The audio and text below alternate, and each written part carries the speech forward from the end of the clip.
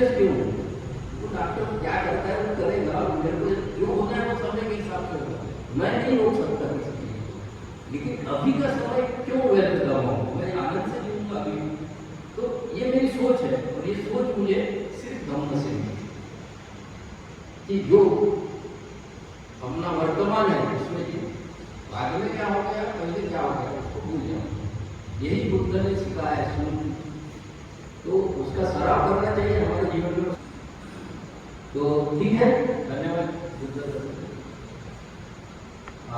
हम अपने विषय की ओर बढ़ते हैं।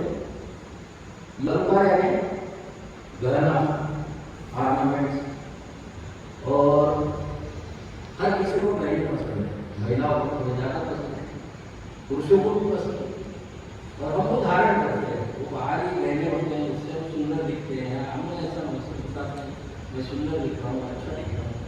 लेकिन ये जो गहने हैं हम जिस पर चर्चा कर रहे हैं, ये बौद्ध लोगों के विशेष गहने हैं जो बाहर नहीं, अंदर धारण करना होता है अपने मन में, जिससे हमारा विकास होता है। हम एक अच्छे बौद्ध, एक संस्कारिक बौद्ध या बुद्ध ने जो शिक्षा दी उसके अनुसार जीवन जीते हैं, जिससे हम एक अलग व्यक्तिमत्व तैयार होता है। जो बौद्ध व्यक्ति होता है उसका व्यक्तिमत्व ही अलग होता है, उसका चलने का तरीका, उसका बोलने का तरीका, समाज में व्यवहार करने का तरीका, उसमें उसके गुणों की झलक दिखती है। और ये जो 10 गुण है, अगर उसमें रहे कोई झलक दिखती है, अगर वो बराबर उससे आकर्षित होते हैं या उससे अपनी निकटता बढ़ाते हैं, समाज में उसका सम्मान होता है, तो इस तरह ये 10 अलंकार को ग्रहण करने वाला व्यक्ति एक अलग व्यक्ति तैयार होता है। अब ये 10 अलंकार में थोड़ा सा मैं बताना चाहूँगा कि बौद्ध के जो वाङ्मय है उसमें ये अलग अलग जगह पे अलग अलग तरह से बताए गए हैं, और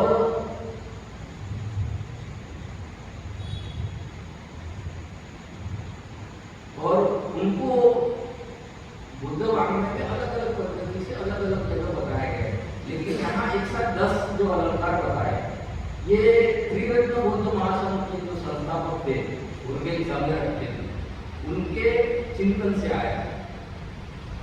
और जो उनके संरक्षित थे वो इस त्रिरत्न बौद्ध महासंघ के संस्थापक थे। और ये त्रिरत्न बौद्ध महासंघ सिर्फ महाराष्ट्र में या नागपुर में या उत्तर नागपुर में कार्यरत नहीं है, ये इंटरनेशनल आंदोलन है। इसको हम जागतिक विश्वव्यापी आंदोलन बोलते हैं। संसार में 50 देशों में कार्यरत है। पूरे महाराष्ट्र के नजदीक, भारत में नजदीक पास 30 या 40 केंद्र है। पंजाब से लेकर केरल तक, गुजरात से लेकर बंगाल तक, हर राज्य में केंद्र है। वहां धर्म प्रचार और प्रसार बाबा साहब के विचारों के अनुरूप करता है। बाबा साहब ने जो हमें विचार दिए हैं धम्म के बारे में, धम्म क्रांति की, उसके अनुसार हमें हम धम्म प्रचार और प्रसार कार्य करते हैं। और इस बात को उनके संरक्षित ने बहुत अच्छे से चिंतन किया। वो भारत में 20 साल रहे। 20 साल में उन्होंने भिक्षु जीवन दिया, लामा का जीवन दिया, अनेक तरह से प्रशिक्षण दिया, धम्म अभ्यास किया, चिंतन किया, अध्ययन किया, लेखन किया। उनकी एक पुस्तक है सर्वे ऑफ बुद्धिज्म, जो बौद्ध वाङ्मय में पूरे संसार में उसकी चर्चा हुई थी। इतना अच्छा उनका लेखन है। और उन्होंने अनेक ग्रंथ लिखे हैं जो अभ्यास हम त्रिरत्न बौद्ध महासंघ में करते हैं। उसमें से ये 10 अलंकार भी उसी में से। उनके संरक्षित की एक बहुत बड़ी खासियत थी, वो बाबा साहब के विचारों से बहुत प्रेरित थे। उन्होंने बाबा साहब थे, उनसे 3 मुलाकातें की। जब उनके संरक्षित महाबोधि सोसाइटी के संपादक थे तो बाबा साहब के अनेक लेख उन्होंने उसमें छपवाए। पत्रिका में जो वर्ल्ड वाइड विश्व में जाती थी, पूरे संसार में जाती थी पत्रिका, उसमें बाबा साहब के लेख वो लिखते थे। वो बहुत प्रभावित हुए थे बाबा साहब के विचारों से। उन्होंने 3 उनसे मुलाकात की। उसके बाद बाबा साहब ने जो बौद्ध धर्मों को हमारे सामने पेश किया, उसको हम धम्म क्रांति कहते हैं। और क्रांति यानी कुछ नया करना।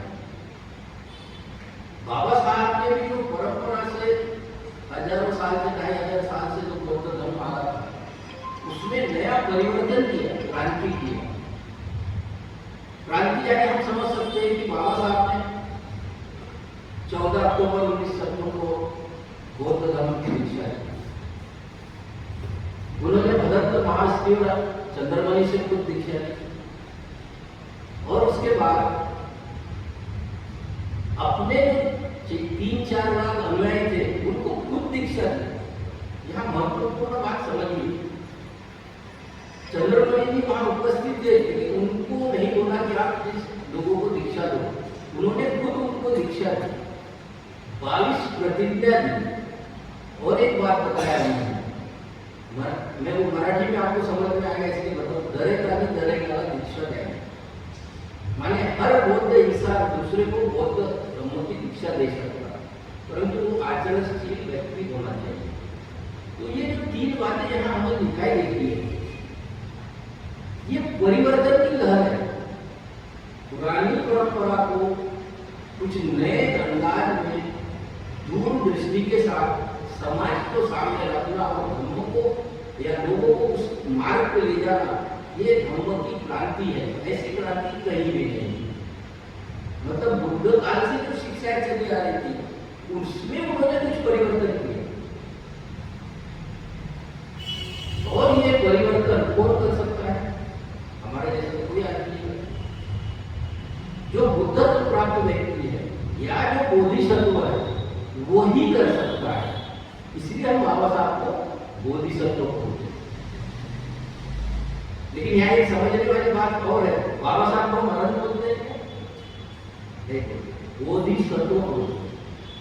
बोधिसत्व ये बुद्ध का ही नाम है, वो है महायान पद्धति में उसको बोधिसत्व कहा जाता है। बोधिसत्व आदर्श, बोधिसत्व के जैसे हम पढ़ते हैं ईश्वरतापन, सुकृतगामी, अनागामी और धर्म, वैसे बोधिसत्व भी होते हैं। नवसिका बोधिसत्व, मार्ग और बोधिसत्व धर्म का है। ये मैं कुछ मेरे तरफ से नहीं बता रहा, ये बौद्ध ग्रंथ में है और हम ही पढ़ते हैं कि बाबा साहब बुद्ध धम्म इस ग्रंथ में बोधिसत्व की बात कही है, सुमेध बोधिसत्व की हम पढ़ते हैं।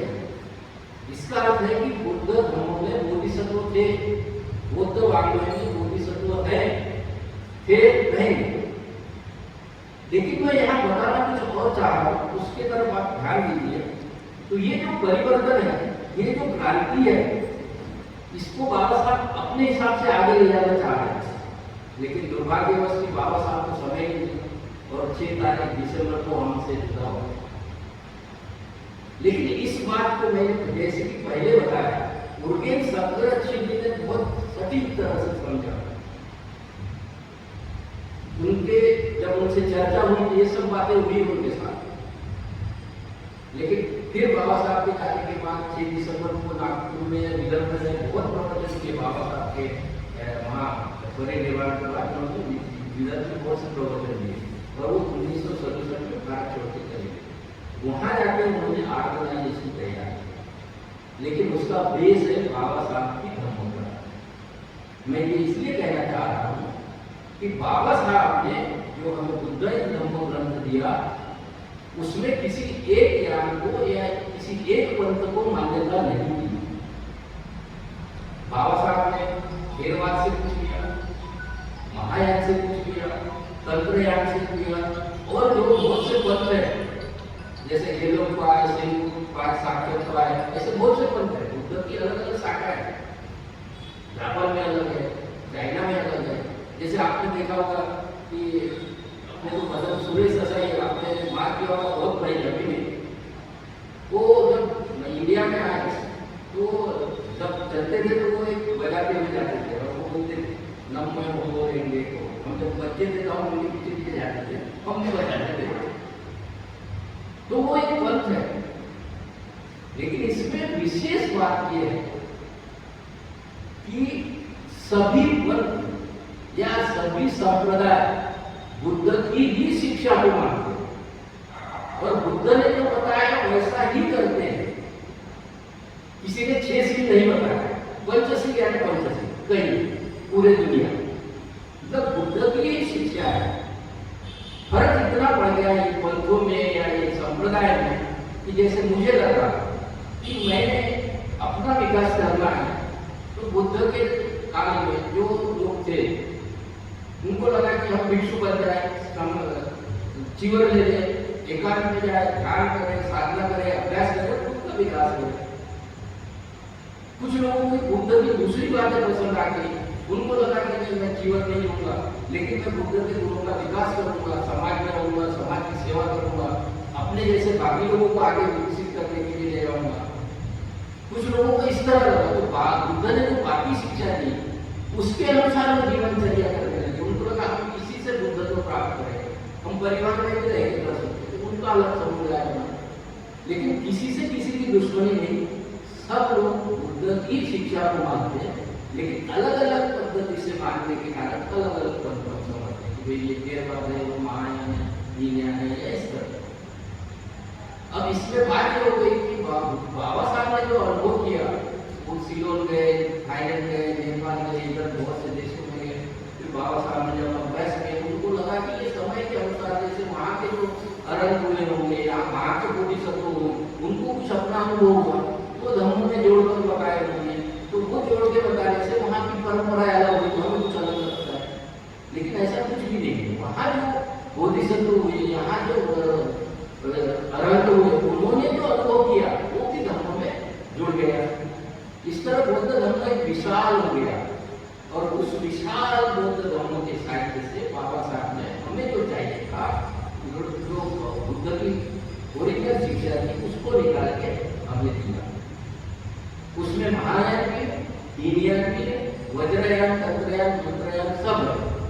लेकिन मैं जो अनुभव कर रहा हूँ, मैं अपने विचार व्यक्त कर रहा हूँ। हो सकते हैं मेरे विचार आपके नजर से गलत हो सकते हैं, ऐसा विचार हर कोई इसी तरह सोचेगा ऐसा नहीं है। तो अपने विचार शैली है और हम अपने हिसाब से जीवन जीते हैं। तो मुझे उसमें से ऐसा लगा कि हमने क्या किया, बाबा साहब की सभी पूर्ण जो प्रणालियां बताए गए, जो सिखा के गए, वो छोड़ दिया और एक ही प्रणाली पे आके हम लोग वो भाई पूजा पाठ करना, पूजा में जाना, परिक्रमा पाठ करना, बहुत अच्छा हो, बहुत ज्यादा हमने अनुभव किया धर्म का। बंदे जी को घर में बुलाना, परिक्रमा पाठ करना, दान देना, हो गया, हम बहुत अच्छे बोलते होंगे। लेकिन बाबा साहब के इतना ही चार्ज हो गया हमसे। जरा सोचिए, बस यही पूजा पाठ कराना था तो फिर बाबा साहब पुराना धर्म क्यों छोड़? आज भी पूजा पाठ की, वो फोटो बदल गई थी, आज भी बदल गया था। वहां कौन थे? कोई पुरोहित थे, मूर्तियां अलग थी, पूजा पाठ को भी करते थे, दक्षिणा लेते थे, वो भी कर जाते।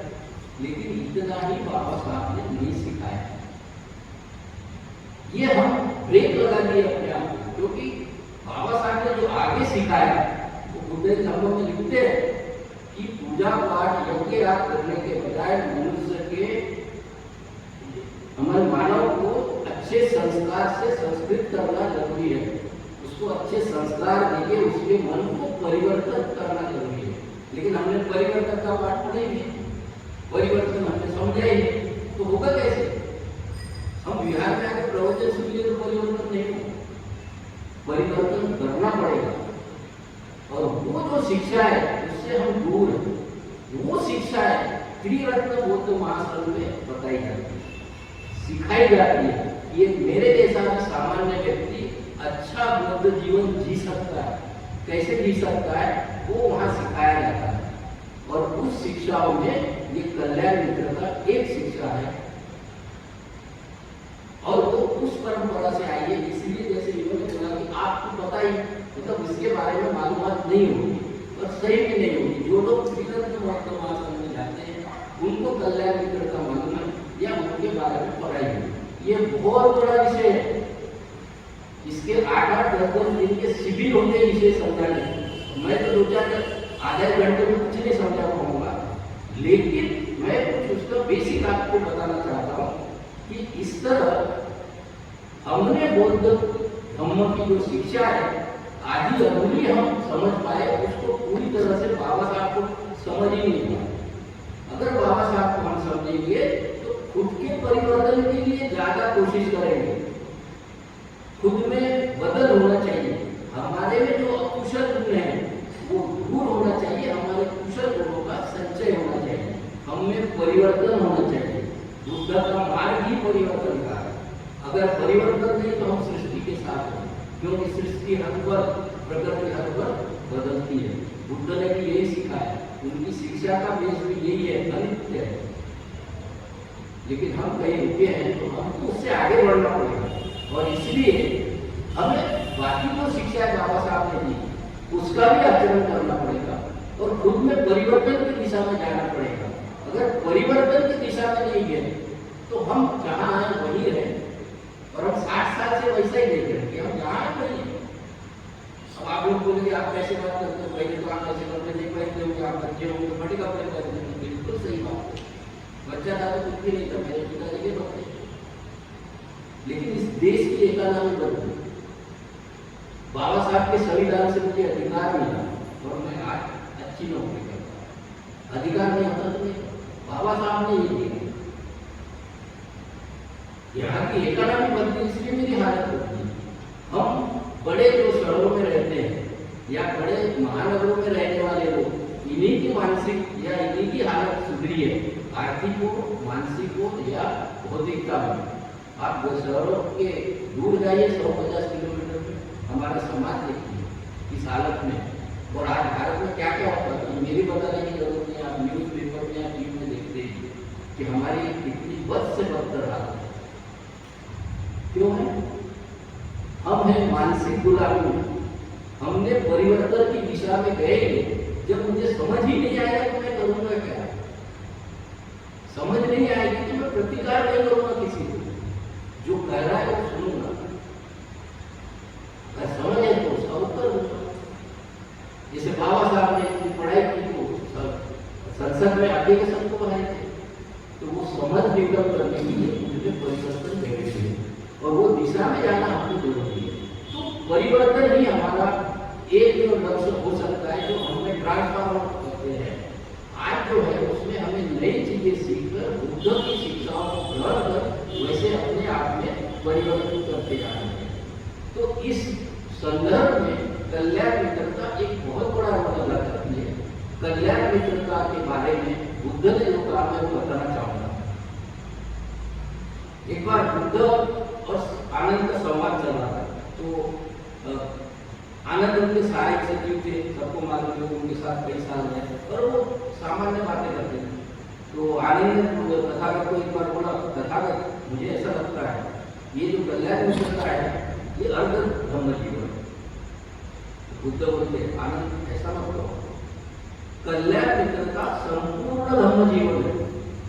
जहाँ कल्याण मित्रता है वहीं परिपूर्ण धम्म हो सकता है, ये बुद्ध ने उनको समझाया। उसके बाद हम देखते हैं कि मेगी सूत्र आपने सुना होगा, मेगी भी उनका सचिव रहा उस समय और वो उनके साथ रहता था। एक बार उसकी मैं बात बता देता हूँ। वो भिक्षा करके वो गया, वो वापस आते आते बुद्ध के दरबार जहाँ रुकते थे आम्रवन था, तो आम्रवन से जब गुजर रहा था तो आम्रवन देख के मेगी को लगा कि मुझे इस वन में ध्यान करना चाहिए, बहुत अच्छा ध्यान होगा, मैं कुछ प्राप्त कर सकता हूँ। तो उसको फिर भिक्षा कर से लौटा, बुद्ध के पास आया, हाथ जोड़ के विनती किया, तथागत मेरे को वो आम्रवन बहुत पसंद आ गया, मैं वहाँ जाके ध्यान कर रहा।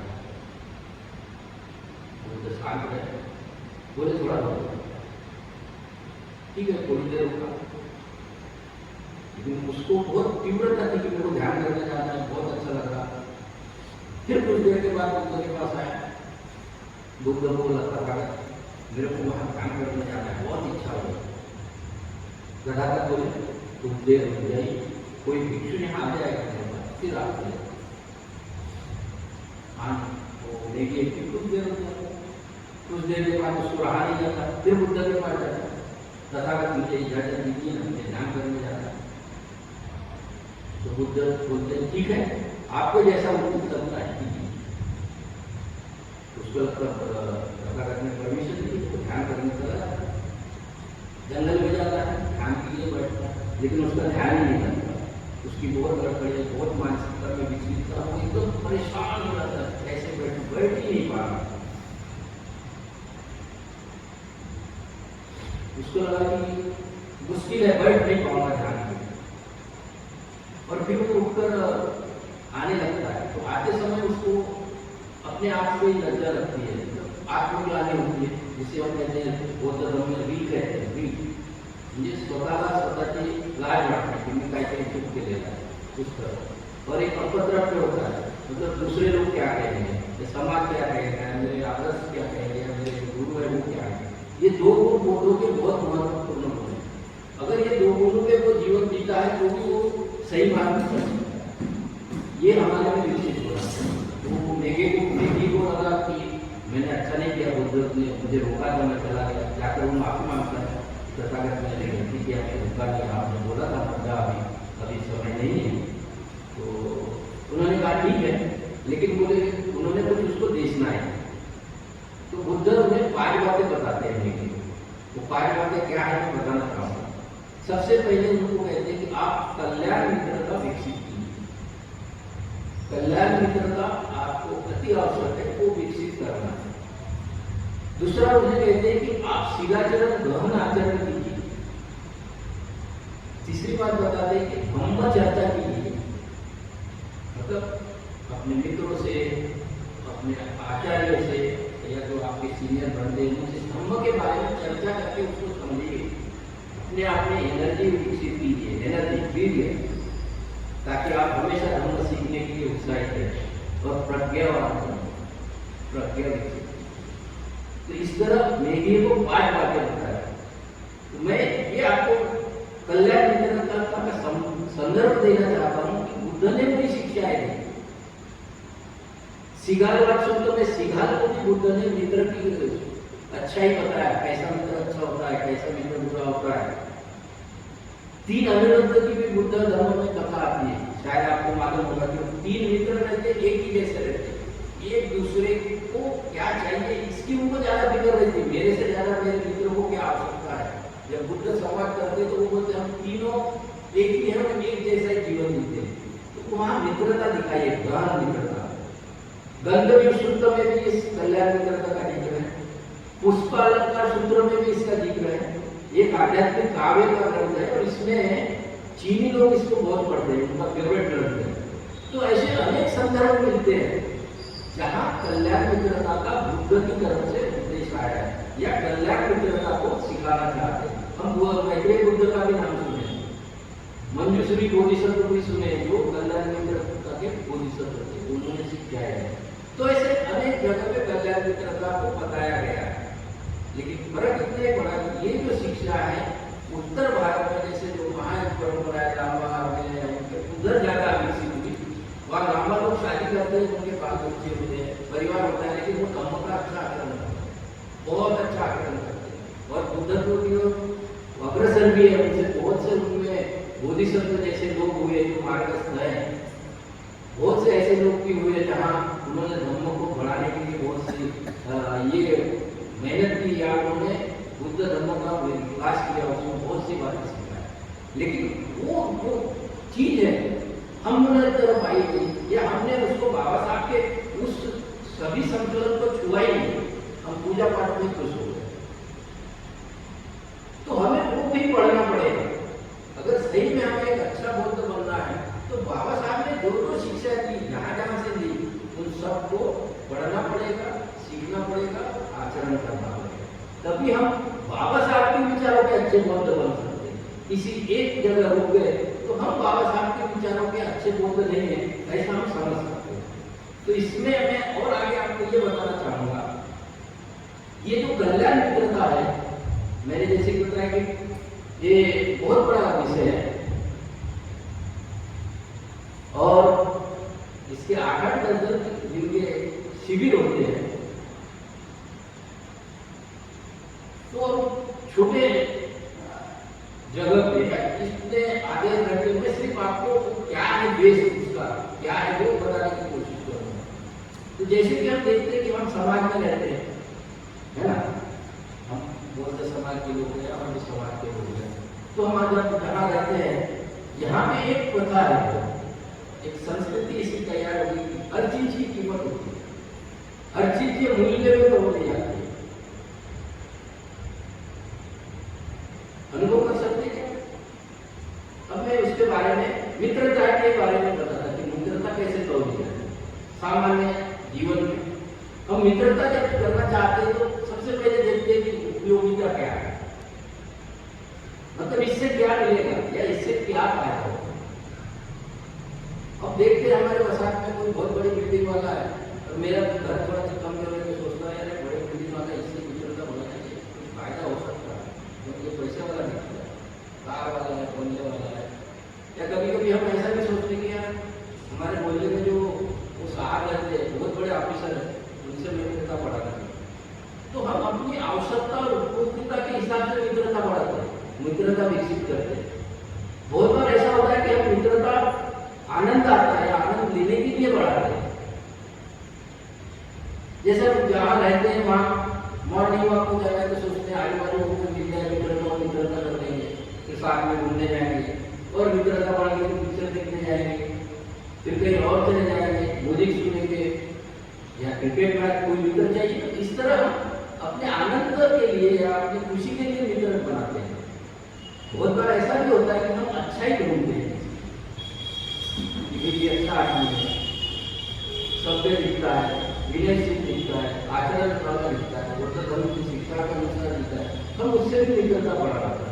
पर ये मित्रता भौतिक लेवल पे होती है, भौतिक जगत में होती है, इसका आगे कुछ उपयोग होता भी है। अगर उस मित्रता को अच्छे से डेवलप करें तो कल्याण मित्रता में भी बढ़ सकती है, लेकिन उसके लिए हमें प्रयासों की जरूरत है।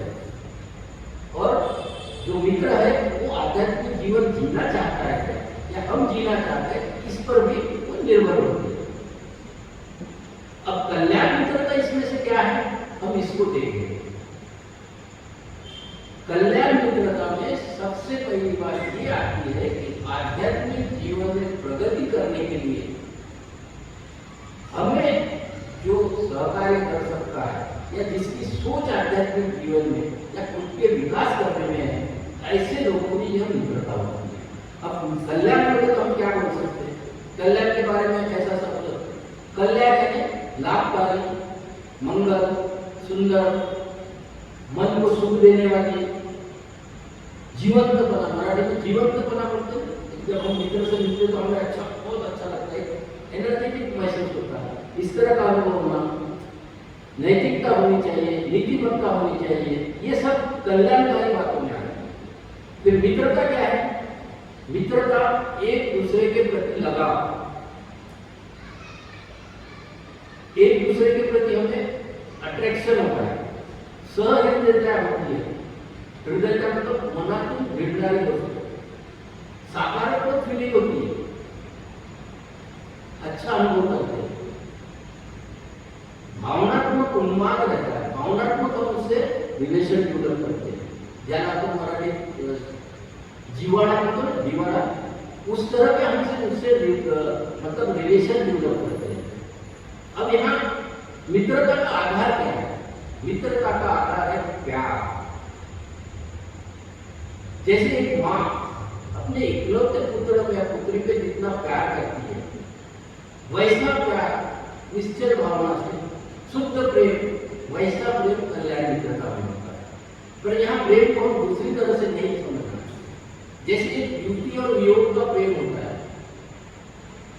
उनमें भी गाढ़ी मैत्रिता होती है, लेकिन उसके पीछे आसक्ति होती है, लोभ होता है, कुछ चाहिए होता है, वो मित्रता नहीं। कल्याण मित्रता में कुछ चाहिए, आसक्ति, लोभ नहीं होता है। शुद्ध एक दूसरे के लिए विकास के लिए मदद करने की भावना होती है। तो इस तरह हम कल्याण मित्रता को अनुभव कर सकते हैं। इसका आधार होता है आध्यात्मिक जीवन में विकास करना। फिर यह मित्रता करने के लिए हम कैसा आगे बढ़ सकते हैं, तो हम जब ये कल्याण मित्रता विकसित करते हैं किसी व्यक्ति को, तो सबसे पहले हमारी कल्याण मित्रता चुनने की सबसे बड़ी बात यह है कि मुझे आध्यात्मिक विकास करना है, मुझे बुद्धत्व की ओर जाना है या मुझे निर्वाण की ओर जाना है, तो मुझे उस जगह पे कल्याण मित्रता की आवश्यकता होती है। कोई मुझे सही सलाह देने वाला, सही मार्गदर्शन होना, जिसका खुद का अपना अनुभव भी हो।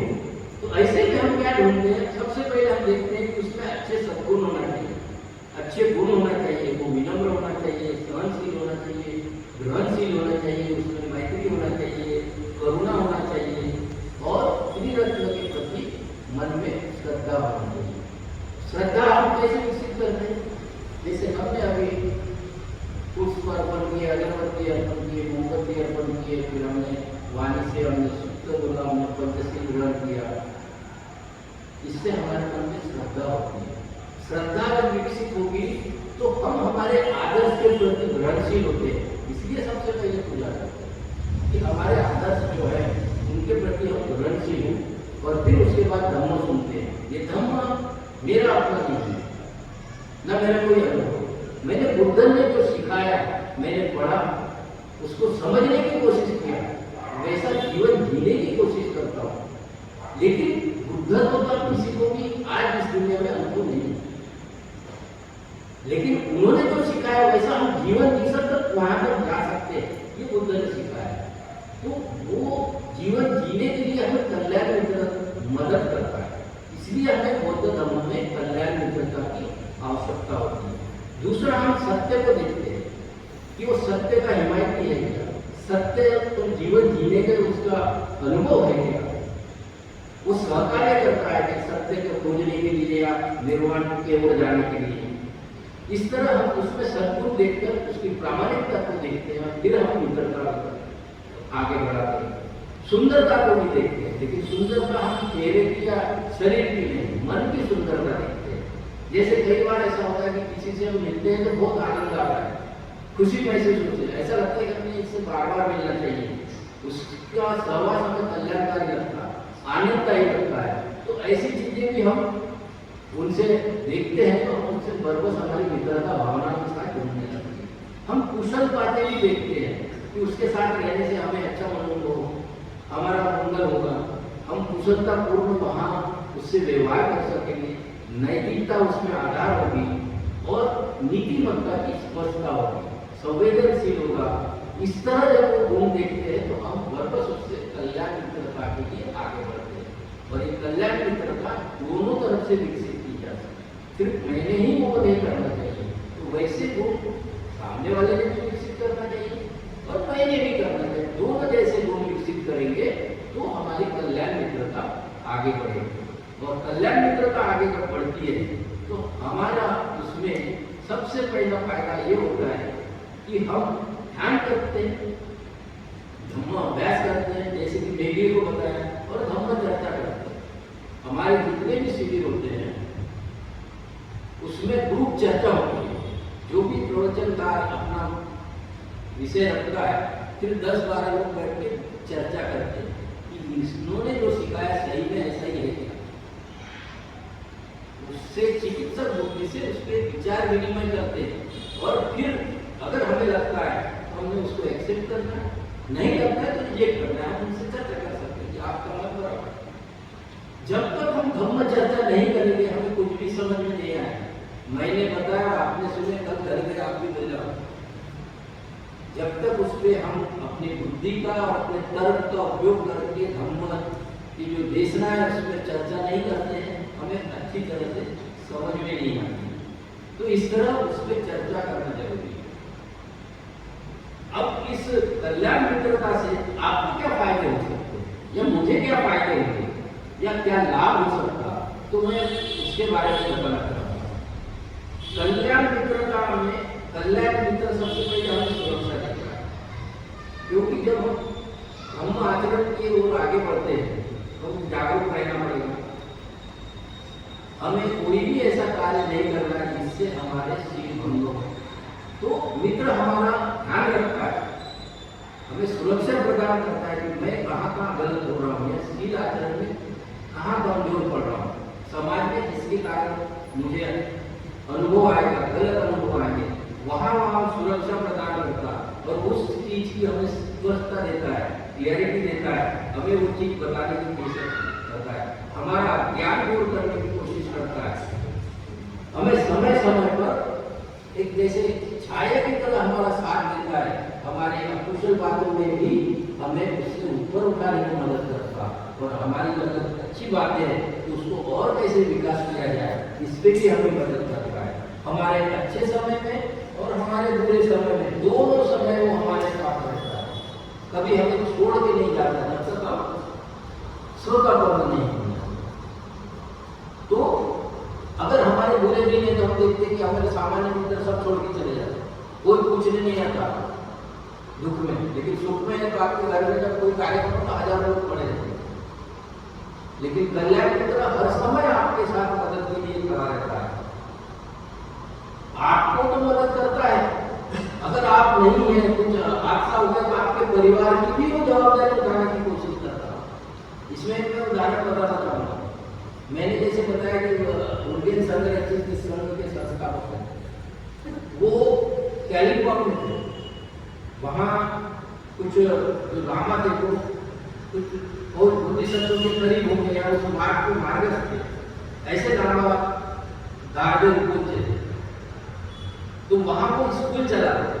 बोधिसत्व क्या करता है, या उस मार्ग पर आदमी क्या करता है, जो बोधिसत्व के मार्ग से होता है, वो खुद का विकास करता है। वो आध्यात्मिक विकास करेगा, समाज में करेगा, फाइनेंशियल, और उसके साथ जो आजू बाजू के लोग हैं उनका भी विकास करने को आगे बढ़ाएगा, जैसे बाबा साहब।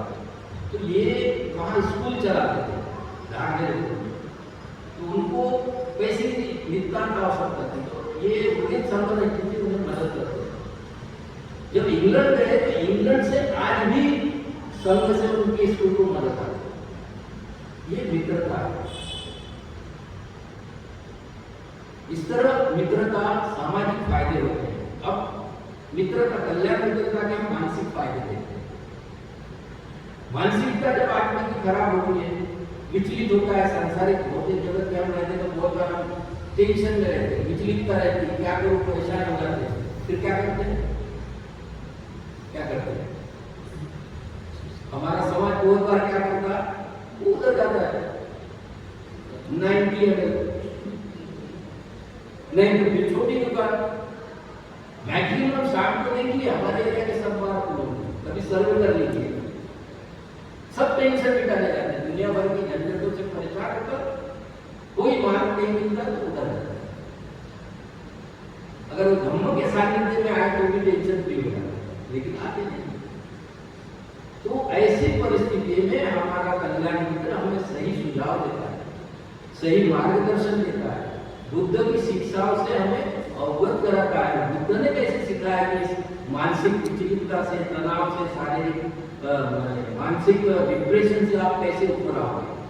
ये जो कंसल्टेंट है ना, जो डिप्रेशन में जाता लोग वगैरह उससे समूह करते कंसल्टेंट, बहुत से कंसल्टेंट है, ऐसे डॉक्टर है जो फिजिशियन, वो उससे संपर्क करके उसकी मानसिकता से ऊपर उठाते, जैसे मानसिक रोग हो गया, वो और कुछ नहीं सिखाते, बुद्धिज्म के तत्व समझाते। तो अभी क्यों चिंता कर रहा है, एक महीने पहले तेरे घर में एक्सीडेंट हुआ, अभी क्यों हो रहा है, एक्सीडेंट हो गया, अभी रोके क्या मिलेगा, एक्सीडेंट वापस हो जाएगा। नहीं, ये तेरी घर में कोई परेशानी आगे आने वाली है, कोई लोन दिक्कत, तो अभी रोके क्या होगा, जब लोन मिलना है उस समय लो, आज रोने से क्या होगा। ये बुद्धिज्म के तत्व, वर्तमान में रहो। लेकिन हम क्या करते हैं, भविष्य में रहते हैं या भूतकाल में रहते हैं, हम वही जीवन करते हैं। हम बैठे क्या नहीं रहे, आगे लोगों को देखिए, आप नीचे कीजिए, आप कुछ और सोच रहे हो, आगे लोग सोच रहे होंगे, आप कोई घर सोच रहा होगा, कोई परिवार सोच रहा होगा, यहाँ भी वही हमारे चलते रहते हैं विचार, हम बैठे जा रहे हैं। तो हमें वर्तमान में रहना है, यही बुद्ध की शिक्षा है। ये जो हमारा कल्याण मित्र है वो इसके बारे में हमें समझाता है।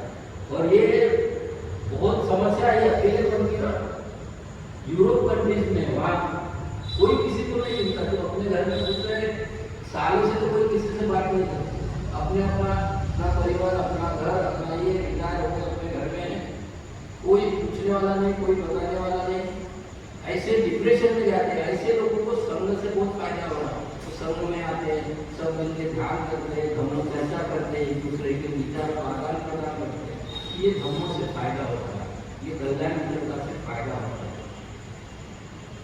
तीसरा फायदा है आध्यात्मिक फायदा। हमारा कल्याण मित्र हमें आध्यात्मिक मार्ग पे ले जाने के लिए हमेशा प्रोत्साहन देता है। हमारे अंदर जो सद्गुण है, अच्छे गुण है, उसको ध्यान में आता है, क्योंकि वो धर्मों का अनुभव उसको होता है, तो वो कैसे विकसित करोगे इसके बारे में हमें जानकारी देता है, हमें मदद करता है कि अच्छे गुण कैसे विकसित करें। हमारे में जो न्यून दंड है, हमारे में जो कमियां है, वो भी उसके ध्यान में होती है, वो बताता है कि आप इस पर कैसे कार्य करोगे, धम्म में क्या सिखाया गया है और कैसे कार्य करने से आप इससे ऊपर आ सकते हो, इसको मार्ग कर सकते हो। ये सब आध्यात्मिक जीवन में जीने की कला की हमें सिखाता है। इसलिए कल्याण मित्र हमें अंतर्दृष्टि प्राप्त करने तक भी मदद करता है। और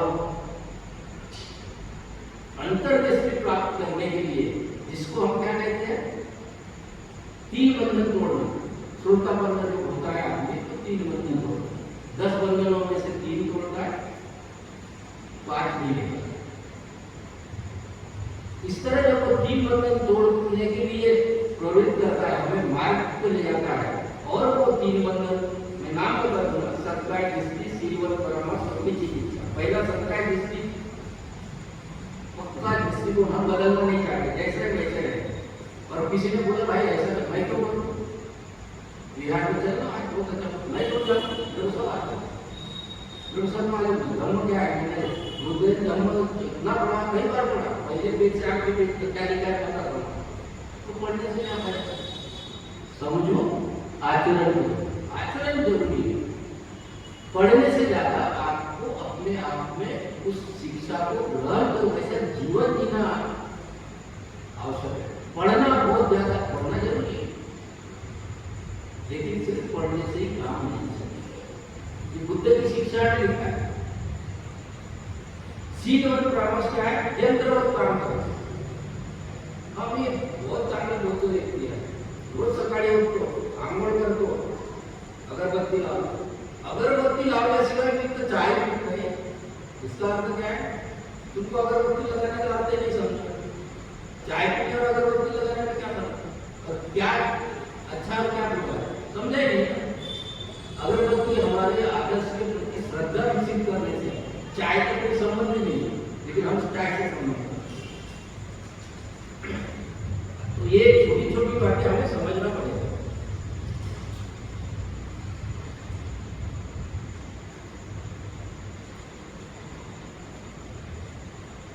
चिकित्सा यानी डाउट की स्थिति स्पष्ट नाही, तर्क देतो, हे असं झालं तर कसं झालं, त्या केल्यानं काय होतं नाही, या केल्यानं काय होतं, पूजा केल्यानं काय होतं, बिघडायचं।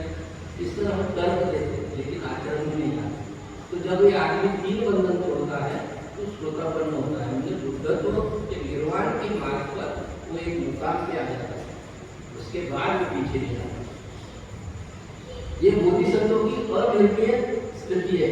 जब वो पोजीशन पे जाता है, बोधिसत्व प्रैक्टिस करने वाला, तो फिर उसमें से वापस नहीं आता।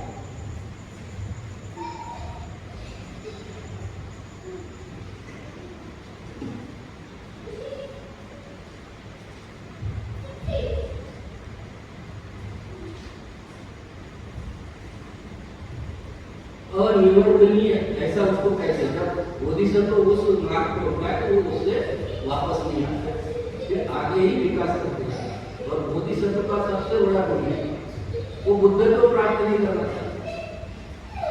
बोलो कि तो सबसे बड़ी बात है, बुद्ध ने बुद्ध को प्राप्त किया, वो क्यों नहीं करना चाहता। उनका मकसद बोधिसत्व का एक ही होता है कि संसार के सभी जीव जब तक सुखी नहीं होते तब तक वो बुद्ध को प्राप्त नहीं होते। इसलिए वो हर बार जन्म लेते हैं, जब जब दुनिया में प्रॉब्लम होते हैं, बोधिसत्व इस दुनिया में आते हैं। वो अनेक रूप से आ सकते हैं। बाबा साहब है, सुमेध बोधिसत्व ने जन्म लिया, इसके पहले बहुत आचार्य हो चुके हैं। तो हमने इस चीज को देखना है, बोधिसत्व का कार्य देखना है।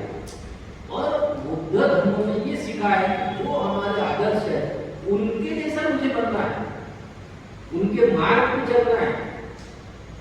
अगर हम सब लोगों ने, जिन्होंने बाबा साहब से दीक्षा ली, अगर ये सोचे कि बाबा साहब जैसा मुझे कार्य करना है, तो समाज कहाँ हो जाएगा।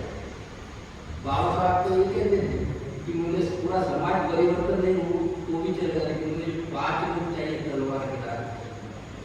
शायद 7 तो कोई तैयार हो गए तो मालूम नहीं, मुझे तो नहीं पता। तो वैसे उनके जैसे हमें आचरणशील बनना पड़ेगा, तभी हम निर्वाण की ओर जा सकते हैं।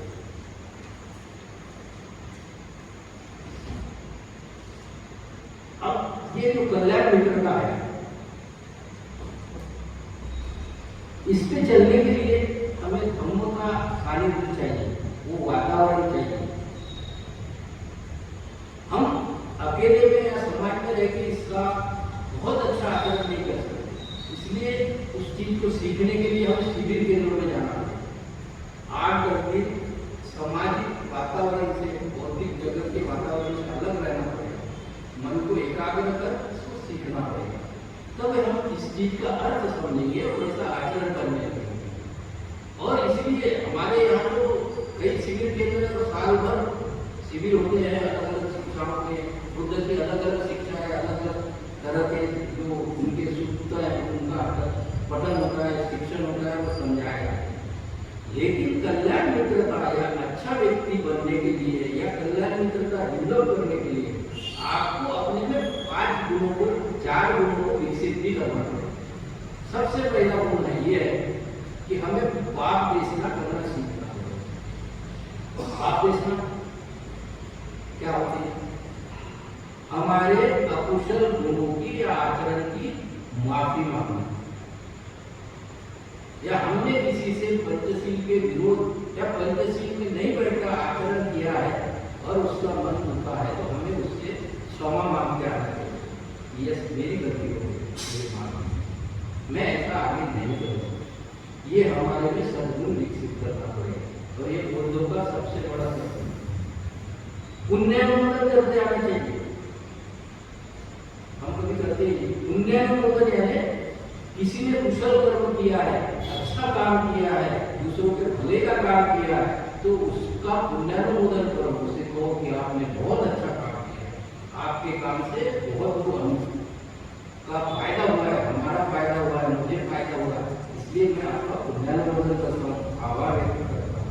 कृतज्ञता व्यक्त करनी चाहिए कि यस, आपके कारण मुझे कुछ फायदा हुआ, मैं आपका कृतज्ञ हूँ, आपका आभारी हूँ। ये कृतज्ञता भी हमें व्यक्त करना चाहिए। और सबसे बड़ा गुण है क्षमाशील होना चाहिए। क्षमाशील है, माफ करते आना चाहिए।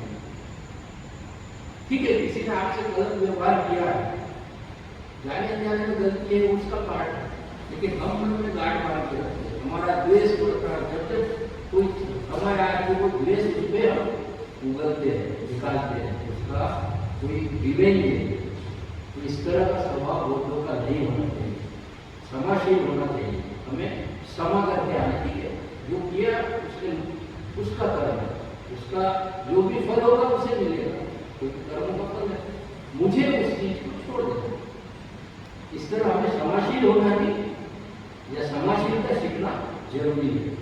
तो इस तरह अगर हमें शरण कर्म करना है, यानी कि त्रिरत्नों के प्रति समर्पित जीवन जीना है, तो हमें कल्याण मित्रता विकसित करनी ही पड़ेगी। सामान्य व्यक्ति के लिए बता रहा हूं, ये भिक्षु वर्ग में भी वो चीज है, उनमें भी कल्याण मित्रता विकसित होती है, लेकिन वो भिक्षुओं में ही होती है। तो सामान्य आदमी से कल्याण मित्रता स्थापित नहीं। सामान्य व्यक्ति अगर बोधिसत्व का आदर्श के हिसाब से जीवन जीना चाहता है, तो सामान्य व्यक्ति दूसरे सामान्य व्यक्ति से जो आदर्श के प्रति समर्पित जीवन जी जाए, कल्याण मित्रता विकसित कर सकता है। शरण गमन के लिए जाना है, कल्याण मित्रता को साथ लेके चलना है। ये दोनों सिक्के के दो पहलू हैं, शरण गमन, कल्याण। कल्याण मित्रता है तो आप गहराई से शरण गमन कर सकते हैं, और गहराई से शरण गमन करना है तो आपको कल्याण मित्रता कर सकते हैं। ये दोनों एक दूसरे को पूरक है, इसलिए दोनों का दायित्व है, दोनों चीजें हमको बराबर विकसित करना पड़ेगा। और जाते जाते मैं एक छोटी सी बात बताना चाहूंगा कि सिगारवाद सूत्र में बुद्ध ने तो सिगार को उपदेश दिया, सिगार को बताया कि कल्याण मित्र हम कैसे पहचानना चाहिए, कौन हमारा कल्याण मित्र हो सकता है। हम भौतिक जगत में रहते तो हमें पहचानना जाना चाहिए सामान्य व्यक्ति को। तो उन्होंने कुछ बातें बताई है जिसको अगर हम कसौटी में रखते हैं तो हमारा ये कल्याण मित्र है, हम समझ सकते हैं। तो सबसे पहले बताया, जो हमेशा परोपकारी विचार करता है या जो हमेशा सहायक होता है या सहायता करने को तत्पर रहता है, वो कल्याण मित्रता उससे डेवलप हो सकती है। जो आपके सुख और दुख में हमेशा आपके साथ रहता है, उससे आप कल्याण मित्रता विकसित कर सकते हैं, जो आपको हमेशा कल्याणकारी विचारधारा की ओर ले जाता है, आपका मंगल विचार करता है या विचारों के आधार प्रदान में हमेशा सत्यता और दृढ़ के प्रति समर्पित बताते हैं बातों का ही अनुमोदन करता है, वो व्यक्ति आप कल्याण मित्र के लिए चुन सकते हैं, जिसके हृदय में आपके लिए सहानुभूति हो। सहानुभूति को मैं मराठी तळमळ कोणाच्या प्रती आपली तळमळ असते की याला आपण काय केलं पाहिजे, मदत केली पाहिजे, काय केलं पाहिजे, इस तरह जो सहानुभूति रखता है आपके प्रति, वो आपका कल्याण मित्र हो सकता है। और जो मित्र नहीं हो सकता इसको भी पहचानना जरूरी है, क्योंकि सब आदमी तो समान दिखते, तो मित्र का बनाना है वो तो अगर समझ गए, और जिसको मित्र नहीं बनाना है वो भी बुद्ध ने बताया, वो भी आपको बता देता है। तो सबसे पहले जो लोभी प्रवृत्ति का व्यक्ति है उससे मित्रता मत करो, वो कभी भी आपको बड़बोला उसका गावरानी शब्द मतलब ज्यादा देखने वाला हमको तो बहुत देखता, चाहे गावरानी शब्द मतलब बड़बोला जिसको हम बहुत भागने वाला हिंदी में कहते हैं, तो मराठी में ये याद नहीं आता, या प्रति शून्य जो कार्य करते हैं फक्त सांगत रहा, जो कुछ भी एक्टिविटीज नहीं करता तो समूह से अपनी भागते रहता, ऐसा व्यक्ति अच्छा मित्र नहीं हो सकता। जो खुशामद करता है, आपके हव में हव जाता है, वो भी आपका अच्छा मित्र नहीं हो सकता। और नीच प्रवृत्ति वाला यानी कि पंचशील के विरुद्ध कार्य करने वाला कभी भी आपका अच्छा मित्र नहीं हो सकता। इस तरह बुद्ध की शिक्षा से मित्रता भी आई, मैंने मित्रता भी बताया और आपको कल्याण मित्रता भी बताया, सिर्फ लेकिन मैं उसका ऊपर का स्ट्रक्चर बताया, उसको सफलता में अभ्यास करने की जरूरत है, उसके बाद ही हम इस मित्रता को या कल्याण मित्रता को समझ सकते हैं। लेकिन अपने भौतिक जगत में अगर हमने अच्छे मित्र भी पहचान किया या शत्रु भी पहचान लिया तो हमें अपना जीवन में अच्छे से जीने के लिए फायदा हो सकता है। तो इस तरह मैंने जो कल्याण मित्रता है, क्योंकि कल्याण मित्रता जो विषय है वो सामान्य बौद्ध नागरिकों से कम बनी, बहुत सी बातें ऐसी है कि हम वहां तक पहुंचे ही नहीं इसलिए हमसे अपरिचित, या हम कहीं अटक गए इसलिए अपरिचित है। लेकिन बौद्ध वाङ्मय में बहुत बड़ा है, बहुत साहित्य है, सिर्फ हम जीवन लेके निर्वाण प्राप्त नहीं कर सकते, तो ग्रस्त में भी रहकर निर्वाण प्राप्ति की ओर जा सकते हैं, बोधिसत्व बनने के लिए आगे बढ़ सकते हैं।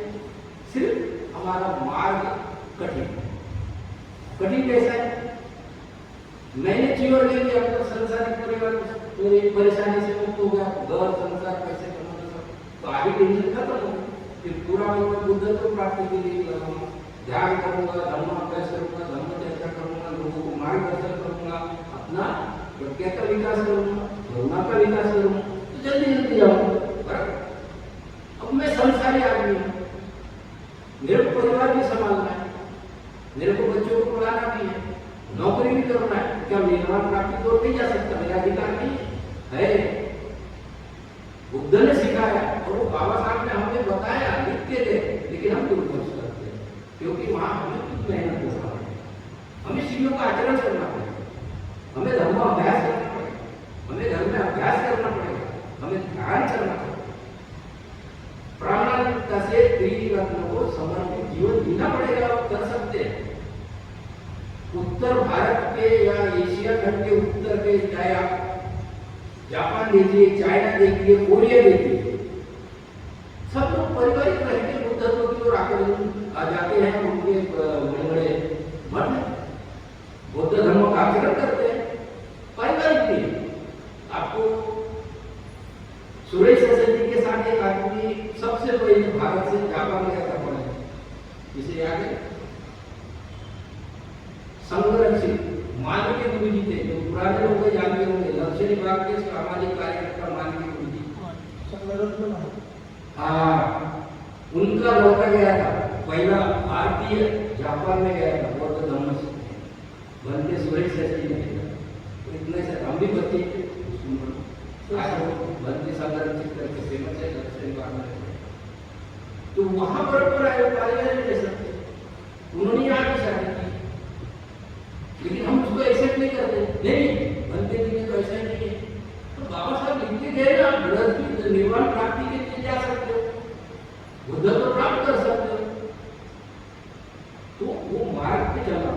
ग्रस्त आदमी का मार्ग कठिन है, पारिवारिक आदमी को बहुत परेशानी से उसमें आगे बढ़ना पड़ेगा, क्योंकि परिवार को लेके आगे बढ़ना, और जिसने परिवार छोड़ दिया वो जल्दी आगे बढ़ेगा।